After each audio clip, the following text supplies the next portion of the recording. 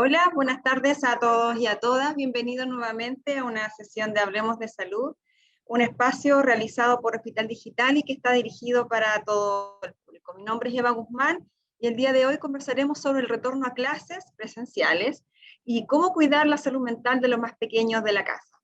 El pasado 2 de marzo se inició oficialmente el retorno a las aulas de clases, luego de casi 2 años, ¿cierto?, de haber modificado la modalidad de estudio, pasando, ¿cierto?, de ser presencial a online. Y esto ha generado preocupación entre los padres, madres y representantes, ¿cierto?, que tienen el temor por un contagio, ¿cierto?, que los niños pudieran tener con COVID, sino también temen por la salud mental de sus hijos e hijas tras el cambio brusco que esto ha significado el retorno a clase. Cuidar nuestra salud mental y la de nuestros hijos e hijas es indispensable y por eso hoy compartiremos con ustedes algunas herramientas para que este retorno a clases presenciales sea lo más armónico posible. Y para eso le damos la bienvenida a Flavia Bravo. Ella es psicóloga clínica especializada en infancia del programa de salud mental del Hospital Digital y de la estrategia específicamente de Saludablemente. Bienvenida Flavia y gracias por conectarse con nosotros en esta nueva sesión de Hablemos de Salud. Y antes de comenzar, les recuerdo a quienes se han ido incorporando, a quienes se han ido conectando con nosotros, que el chat ya está disponible para que envíen sus preguntas y comentarios una vez, cierto, que terminemos de conversar con nuestra invitada. Buenas tardes, Flavia, ¿me escuchas? Hola Eva, ¿cómo estás? Sí, ¿tú me escuchas a mí? Te escucho súper bien. Genial, Bienvenida. Gracias por muchas estar con nosotros gracias. hoy día. Gracias a ustedes por la invitación. Flavia, como decíamos al principio, ¿cuáles son los desafíos que se han visualizado en materia psicológica durante la pandemia con nuestros niños y niñas? Ya, en eso, Eva, los desafíos son bastante variados y responden a diversos factores. Algunos están asociados al mundo adulto y algunos al espacio del mundo infantil, ¿ya? Y la adolescencia. En general tienen que ver con el mundo laboral, por ejemplo, el inicio del trabajo remoto, que en muchas familias fue bien complejo esto de iniciar el trabajo desde la casa, y también el regreso al trabajo presencial, que significó en muchos casos también para algunos cuidadores, para padres, madres, dejar a los niños en algunas ocasiones incluso solos en las casas. Eso como primer desafío. Otro desafío también tiene que ver con los espacios reducidos dentro de las distintas casas, donde muchas veces se conjugaba el trabajo, el colegio, espacios de ocio, el cocinar inclusive, y todo se conjugaba al mismo tiempo, y eso volvía bien complejo como las rutinas diarias de cada familia. Otra dificultad tiene que ver con el distanciamiento en el mundo infantil propiamente tal de sus coetáneos, de niños de sus mismas edades, el poder relacionarse con otros niños, lo cual tiene que ver con un empobrecimiento en el desarrollo personal también para ellos. La dificultad de poder jugar, esto también conjugado con lo que mencionaba antes de estos espacios más reducidos. Si se acuerdan, en un comienzo en la pandemia era muy difícil que los niños pudieran salir, no existían ni siquiera permisos para que eso ocurriese. Entonces esto comenzó también a debilitar la salud mental de ellos y se vio una exacerbación en una utilización excesiva de pantallas, ya sea el computador, el celular, las tablets, la televisión, donde era un recurso que, si bien es entendible, que utilizamos muchos padres y cuidadores porque debíamos hacer otras labores que no tenían que ver con estar siempre al cuidado, que no estábamos tan acostumbrados a eso. Yo creo que esas son las principales dificultades que se visibilizaron como en la pandemia, y como desafíos que se pudieron visibilizar. Tú ya lo comentabas, Flavia, ¿cierto? Las dificultades que tuvimos, padres, madres, hijos, ¿cierto? Niños, adolescentes, sortear un poco con el tema de las cuarentenas y de esta modalidad de estudios online, como decías tú, muchos padres también, durante el cuidado, además, ¿cierto? Compartían su tiempo para trabajar. Durante estos 2 años, los niños y los adolescentes, como decías tú, han tenido que modificar su sistema de estudio, pasando a compartir con sus compañeros, con sus profesores de pasar a un modo presencial a estar, ¿cierto?, detrás de una pantalla, tú lo decías también, y sin salir de casa. Ahora con el retorno a clases, ¿cuáles son los beneficios o los principales beneficios en materia de salud mental, psicológica, que esto tiene para los niños, niñas y adolescentes? A ver, el inicio a clases o el regreso a clases siempre es un desafío para en todo momento, más allá de la pandemia. Pero si le sumamos también la pandemia y las dificultades de acceso que han habido en salud mental, más los 2 años de distanciamiento de los niños de sus pares, los principales beneficios que nos entrega el espacio escolar es que, como primero, visibilizar la escuela como un lugar seguro, donde se generan vínculos, tanto de niños de la misma edad, como vínculos con adultos significativos, que pueden ser profesores, pueden ser auxiliares, pueden ser inspectores, etcétera. Eso es sumamente importante para poder ampliar el mundo de los niños también. También en la escuela visibilizarla, como en muchos casos ocurrió en pandemia, que en las escuelas se entrega alimentación. Hay colegios que hicieron todo un tema de cajas que entregaba Junaed a los niños, pero estos no alcanzaban como para cubrir las necesidades básicas que tenían ellos. Entonces es un beneficio ahora que los niños puedan regresar porque tienen una alimentación saludable, más completa y que desliga también al adulto responsable de toda esa responsabilidad propiamente tal. Y es un espacio fundamentalmente de cuidado en la escuela, donde se cuidan los niños, donde van a aprender. También es importante destacar la escuela como un espacio de juego, mencionando la importancia de el lenguaje de los niños es a través del juego. Y al no poder estar con otros en esos momentos, se vuelve muy dificultoso eso. Entonces, el poder relacionarse con otros, el poder jugar, genera el poder desarrollar este tipo de lenguaje en los niños. También, como mencionaba antes, el menor uso de pantallas y también los índices de obesidad en la pandemia subieron un montón. Y eso tiene que ver también con este encierro, con que los niños no podían moverse o podían moverse muy restringidamente. Y en el espacio de la escuela tienen clases de educación física, pero además tienen recreos donde ellos juegan, donde ellos corren, donde se divierten. Entonces yo creo que esos son como los mayores beneficios como del espacio escolar para los estudiantes. Flavia, ¿cuáles serían las principales dificultades que podrían o que han ido manifestando o que podrían manifestar los niños en este retorno a las clases presenciales? Como tú señalabas, hay varios factores que durante el periodo de pandemia, ¿cierto? Los niños, muchas actividades que dejaron de hacer, por ejemplo, levantarse temprano. El tomar desayuno temprano, tantas cosas, ¿cierto?, que eran parte de la vida cotidiana, y en ese sentido, ¿qué dificultades pueden ir presentando los niños en este retorno, digamos, que no ha sido gradual, sino que fue como un año normal y que los padres podrían ir identificando? Ya, en ese sentido, como si bien es importante mostrar los beneficios, no podemos pasar por alto que el regreso a clases implica nuevamente un cambio, como tú bien decías, en las rutinas, y esto también puede generar, como tú bien decías, dificultades. Existen varias dificultades que como figuras protectoras, seguro algunos de ustedes han evidenciado. Es importante no generalizar de todas formas y ante cualquier duda consultar a algún especialista, a los profesores, conversarlo con otros apoderados, etc. Algunas de las dificultades que se pueden presentar en los niños, niñas y adolescentes, por ejemplo, es el no querer ir a los establecimientos educacionales. Pueden hacer pataletas en las puertas, no querer subirse a los autos para poder ir o al transporte público, eh, etcétera, pero como generando esto de no querer ir. También pueden presentar cambios repentinos del estado anímico, llanto fácil, mucha irritabilidad. También pueden presentar mayor dependencia de las figuras significativas. Con esto me refiero a que se vuelven como más pequeñitos. Hartos padres han mencionado cuando llaman a la línea y que yo he visto en la consulta clínica, esto de que los niños se volvieron como más pequeños.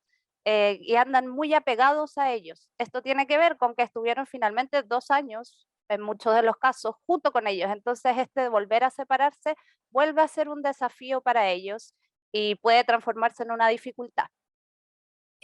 También sienten temor al volverse a relacionar con pares, porque es algo que han perdido, vuelve a ser nuevo en el fondo para ellos. Y para algunos, en ciertos casos, los más pequeñitos, es nuevo. O sea, no conocen niños sin mascarilla, casi creen que el mundo es con mascarillas, por ejemplo. Eh, También puede presentar estrés académico, que pasa con niños más grandes que creen no saber nada porque estos 2 años como en la escuela, al ser remoto o híbrido en algunos casos, sienten que no aprendieron nada y eso les da mucha ansiedad. También pueden presentar, como tú también mencionaste, el cambio en las rutinas de sueño. Les cuesta volver a enrelarse en esto de los ciclos de sueño, volver a conciliar el sueño en las horas adecuadas, poder mantener este sueño, pueden presentar pesadillas, etcétera. Y algunos niños también presentan ciertos malestares físicos que generalmente manifiestan como dolores de guata, dolores de cabeza, que dicen, y muchas veces tiene que ver con también lo primero que mencionaba de no querer ir.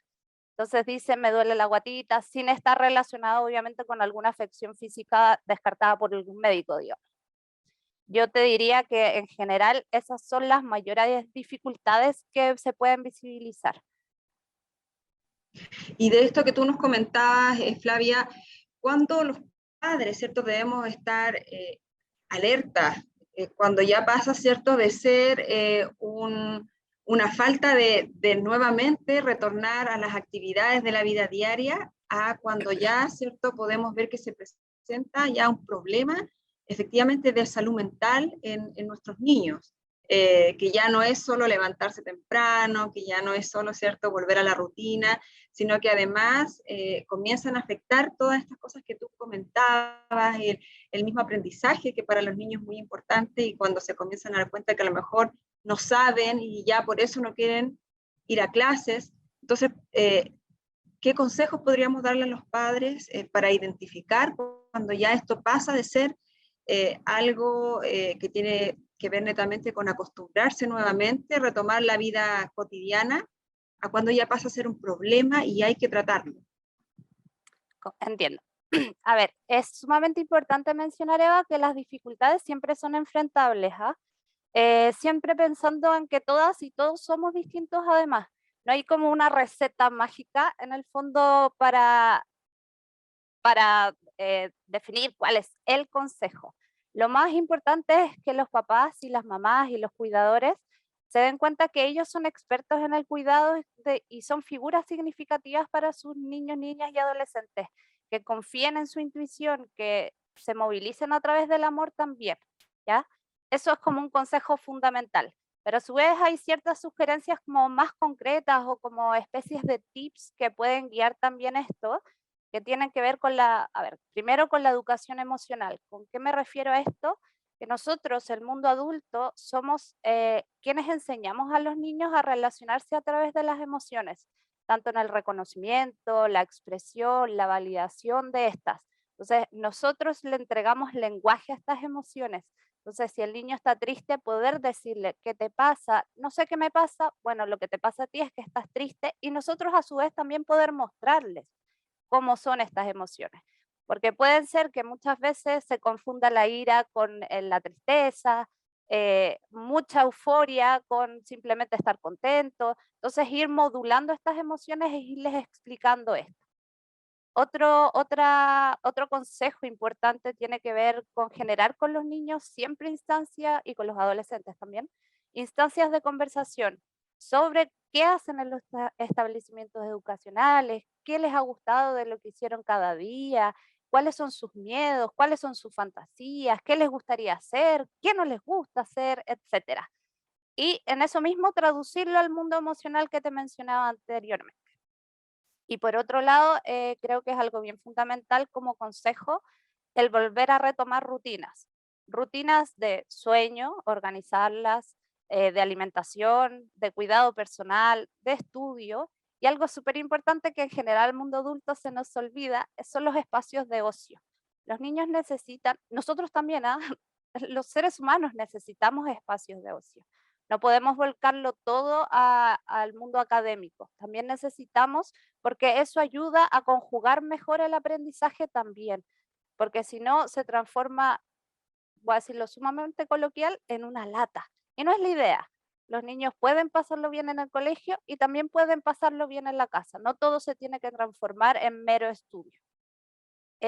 Y también es importante en los niños fomentar la autonomía. Con esto me refiero a, por ejemplo, que los niños cuelguen sus toallas, que todo de acuerdo a la edad, obviamente, que hagan sus camas, que puedan ayudar a poner la mesa en la casa. Eso también nos va a ayudar a que una vez que ingresen al colegio, ellos sepan si necesitan pedir ayuda o no es necesario, pueden solucionarlo solos. Y el día del mañana van a ser seres más autónomos también. Yo creo que esos son como los 3 consejos como más diametrales en el fondo en este contexto. Súper. Flavia, ¿cómo los padres, ¿cierto? Los cuidadores pueden acceder hoy día cuando necesitan o creen que su hijo requiere de alguna ayuda profesional psicológica? ¿Cómo pueden acceder hoy día a los profesionales de Saludablemente, ¿cierto? De Hospital Digital para poder tener una atención psicológica? Perfecto. A ver, nosotros como programa contamos con 3 formas de atención, ¿ya? La primera es la línea directa, que es a través de un llamado telefónico que ingresa al instante, en el fondo, que es a través del número 600-360-7777, anexo 1. Y el llamado telefónico ingresa inmediatamente un profesional de salud mental, psicólogo, psicóloga, estamos todos igualmente capacitados para atender las solicitudes que puedan llegar a nuestros oídos finalmente, por esa línea. También contamos con una línea de videollamada que es a través de la página de Hospital Digital, que tú ingresas y hay un icono de computador, ingresas tus datos y inmediatamente ingresa a la plataforma de videollamada. Esto es inmediato también, igual que la de línea directa. En el fondo eso es importante mencionarlo porque hay gente que te ve y se asusta porque no creen que van a agendarse en el fondo. Y por último tenemos una forma de agendamiento, ¿ya? La forma de agendamiento tiene que ver con, en esta misma página de Hospital Digital, hay un icono de teléfono, tú ingresas tus datos y seleccionas el día y la hora a la cual quieres ser llamado y uno de nuestros profesionales llama a la persona en el horario establecido y atiende la solicitud de cada persona. Súper, igual quedó registrado en el chat para quienes están consultando, ¿cierto? Cómo pueden acceder a esta atención, ¿cierto? Por profesionales, psicólogos, a través de Hospital Digital. También lo pueden revisar y lo pueden ver a través del chat.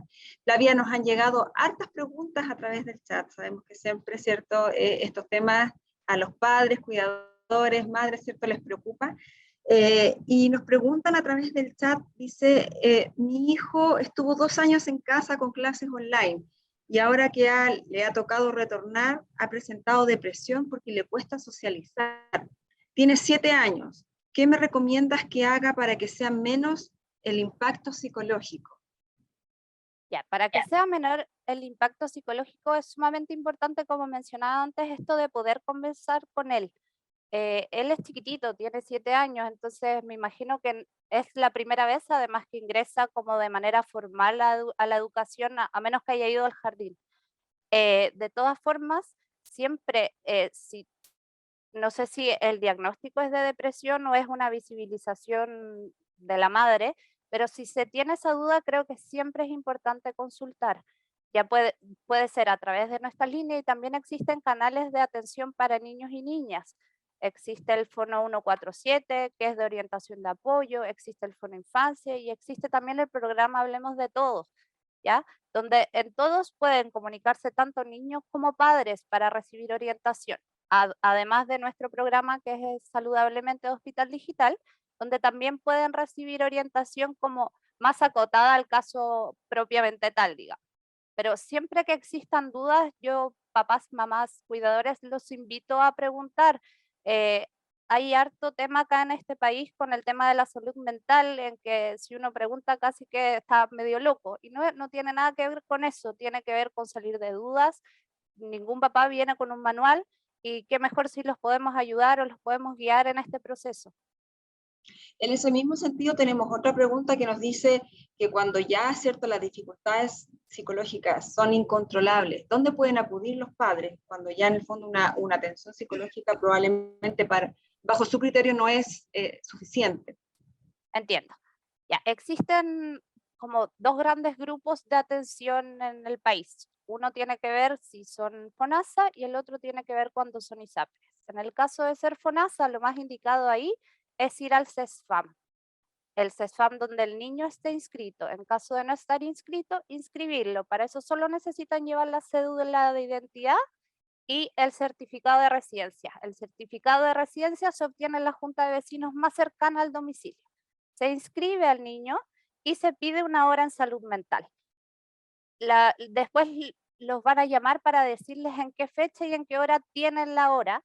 Muchas veces pasan los spam que dicen que no hay hora, porque efectivamente las agendas no se abren todo el mes, el agendamiento no es todo el mes, dependiendo de la cantidad de consultantes que haya. Entonces, por ejemplo, si le dicen no, en este momento no hay horas, lo importante es preguntar en el CESFAM cuándo se abre la agenda. Generalmente se abre en tal fecha de tal mes. Esto va dependiendo de cada CESFAM y dependiendo de cada comuna, pero puede ser que se abra en la quincena. Entonces, ir el día de la quincena, el 15 estar ahí y solicitar la hora en salud mental. Eso en el caso de ser FONAS. En el caso de ser ISAPRE, se puede, ahí hay más variables porque puede ser un psicólogo particular o pedir hora con un neurólogo. En general, si son chiquititos, yo recomiendo más que vayan a neurólogos más que a psiquiatra, y en caso de adolescentes, más al psiquiatra, ¿ya? En caso de que los papás vislumbren una necesidad mayor. De todas formas, los tratamientos pueden ser complementarios.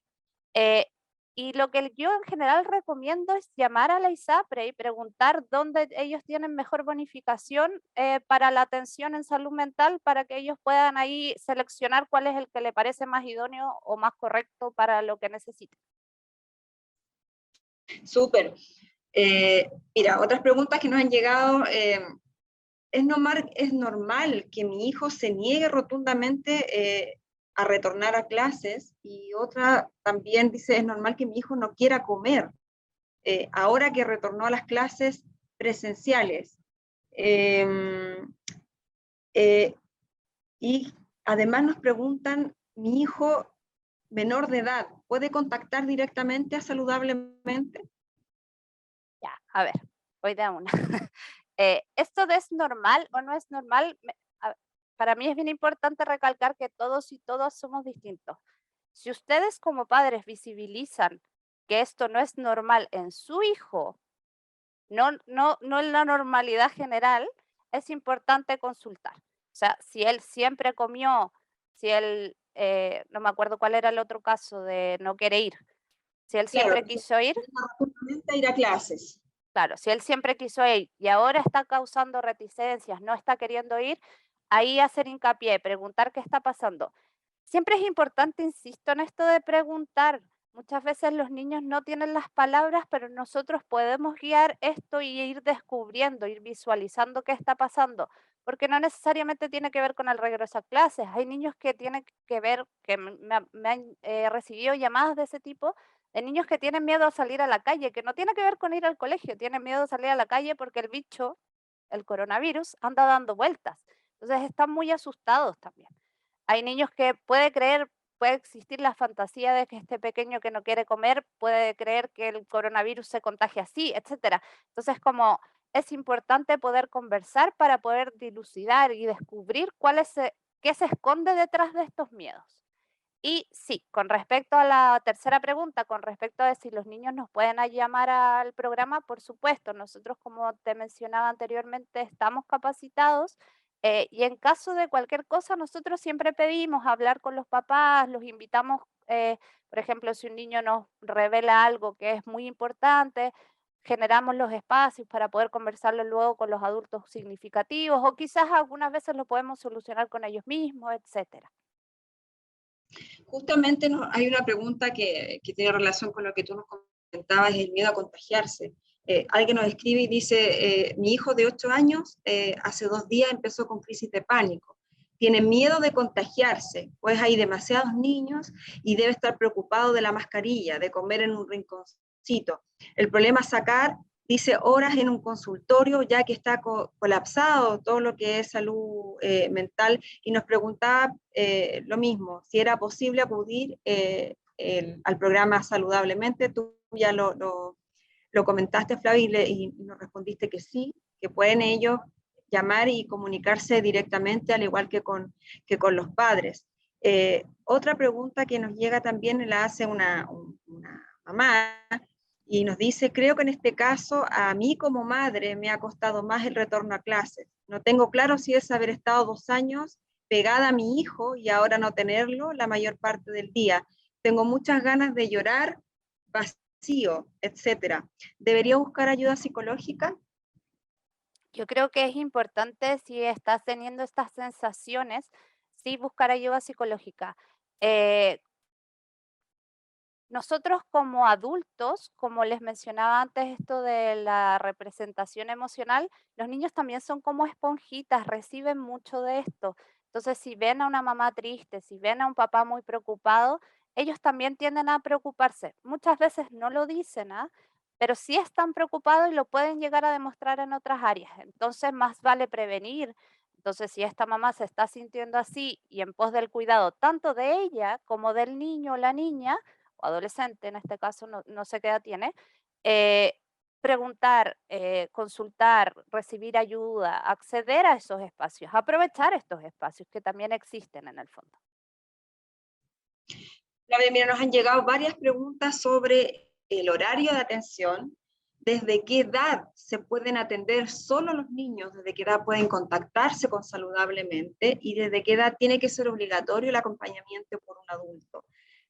Nos gustaría que nos reforzaras, ¿cierto? Y a quienes también nos están escribiendo y escuchando, estas dudas, ¿cierto? Que tienen que ver con la modalidad de atención, el horario de atención, y desde qué edad principalmente pueden contactarse solo los niños con Saludablemente, y reforzar también cuándo contactarse, lo que tú nos comentabas hace un rato atrás, para que los padres que están conectados y los cuidadores también, ¿cierto?, tengan claridad, para quienes no alcanzaron quizás a escuchar estas recomendaciones, para que tú no las vuelvas a reforzar.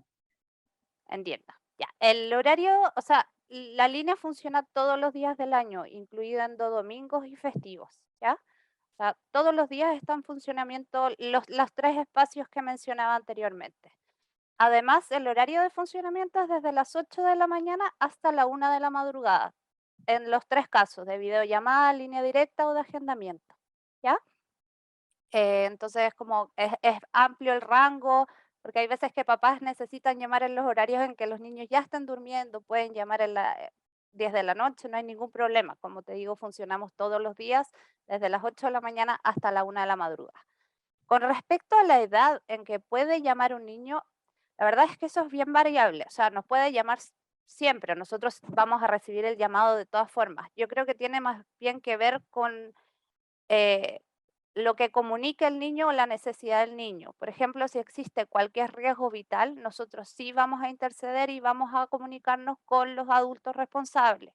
Si existe daños hacia terceros, si existe, por ejemplo, algún tipo de vulneración de derechos, sí es importante que nosotros conversemos con los adultos responsables. Pero, o sea, no sé si hay un límite de edad en que nos puedan llamar niños en el fondo. Estamos, como decía, capacitados, pero insisto en esto que también se los mencionamos a los niños cuando llaman, que en el caso de presentarse cualquiera de estas tres factores en el fondo, se les informa que nosotros no podemos guardar el secreto porque en el fondo hay riesgo. Perfecto. Yo creo que esa es una de las dudas, ¿cierto?, que más tienen los padres frente, ¿cierto?, a que un niño pueda enfrentarse a una consulta psicológica sin su consentimiento o conocimiento, ¿cierto? Entonces, para clarificar que todos los niños pueden llamar, pero es cierto, hay casos en los cuales, cierto, los profesionales de Saludablemente se van a contactar con el adulto cuidador responsable para, cierto, notificar de esta llamada, Exacto. de esta atención, de esta conversación. Flavia, te agradecemos enormemente el haber estado con nosotros hoy día, haber contestado las preguntas. Sabemos que hay muchas dudas de los padres frente a estos temas. Los dejamos también invitados a los padres que están conectados, cuidadores, a que utilicen esta vía, ¿cierto? Que es gratuita y que está disponible, ¿cierto? Como tú ya lo mencionabas, de lunes a domingo, ¿cierto? Y que pueden también utilizarla en horarios donde muchas veces los niños ya están dormidos, que probablemente es mucho más fácil para ellos también poder utilizarla. Así que te agradecemos desde ya, gracias por estar con nosotros, por contestar las preguntas y gracias también a todos a quienes se han conectado hoy día. Les agradecemos, ¿cierto?, por habernos hecho llegar sus preguntas y como siempre, el video de esta entrevista estará disponible en los próximos días en nuestro canal de YouTube, cuyo link se está compartiendo en pantalla. Y también les compartimos nuestras redes sociales para que nos sigan y conozcan nuestras próximas charlas en línea. Y como siempre los esperamos el próximo martes 22 de marzo a las 14 horas, donde hablaremos también de un tema muy importante, como es el síndrome de Down, todo lo que debes saber a propósito del Día Mundial del Síndrome de Down. Así que gracias nuevamente, gracias Flavia, que tengas buena tarde. Gracias a ti, Eva, agradecer por el espacio, agradecer por las consultas también, gracias por participar a la gente. Y quería hacer como un agradecimiento especial a una compañera que me ayudó a realizar esta charla, que ella no está presente, pero me ayudó a organizarla, Belén Castro. Un agradecimiento también. Y no duden en consultar, para eso estamos.